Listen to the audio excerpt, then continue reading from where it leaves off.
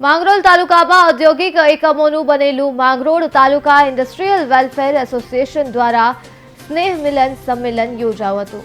ધારાસભ્ય ગણપત વસાવાની અધ્યક્ષતામાં કાર્યક્રમનું આયોજન કરાયું, જેમાં એસોસિએશનના હોદ્દેદારો દ્વારા ધારાસભ્યને આ વિસ્તારના વિકાસ અને પડતી સમસ્યા અને તેના નિરાકરણ માટે રજૂઆત કરવામાં આવી। ઉપરાંત મંજૂર થયેલા વિકાસના કામો અને વિસ્તારના औद्योगिक एकमों माटे તેમજ સ્થાનિક વિસ્તારના વિકાસ માટે ચર્ચા વિચારણા પણ કરવામાં આવી।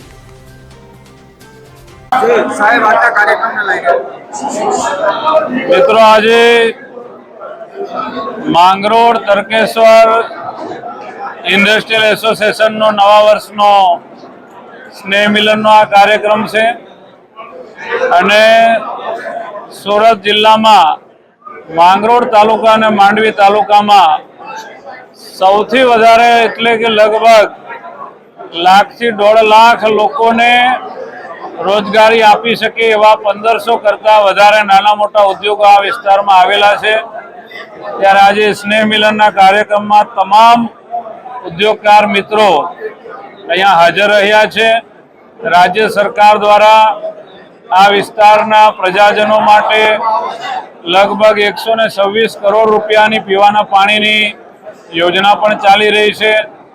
રાજ્ય સરકારે હાલમાં જ આ વિસ્તારમાં નવું પોલીસ સ્ટેશન પણ મંજૂર કરેલ છે।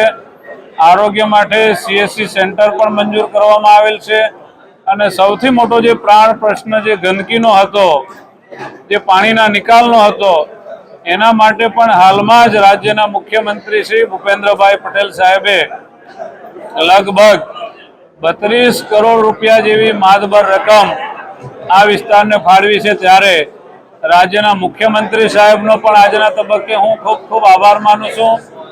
સાથે સાથે ઉદ્યોગ જગતના મિત્રોને વિનંતી કરી છે કે આપ સર્વે સ્વચ્છતાનો આગ્રહ રાખીને કચરો ગમે ત્યાં ન નાખે, પાણીનો નિકાલ પણ ટ્રીટમેન્ટ કરીને જ કરવામાં આવે અને સ્થાનિક લોકોને રોજગાર આપવાનો પણ આગ્રહ અમે આજની બેઠકમાં કરેલ છે અને સાથે સાથે સરકારના નીતિ નિયમ પ્રમાણે કોઈ પણ સામાન્ય માણસ જે મજૂર રોજગારી લેતો હોય એને સરકારના નિયમ પ્રમાણેનું વેતન મળે, કોઈ પણ જાતનું શોષણ ના થાય, એનો પણ આજના આ સ્નેહ મિલનના કાર્યક્રમમાં અમે ઉલ્લેખ કરવામાં આવેલ છે।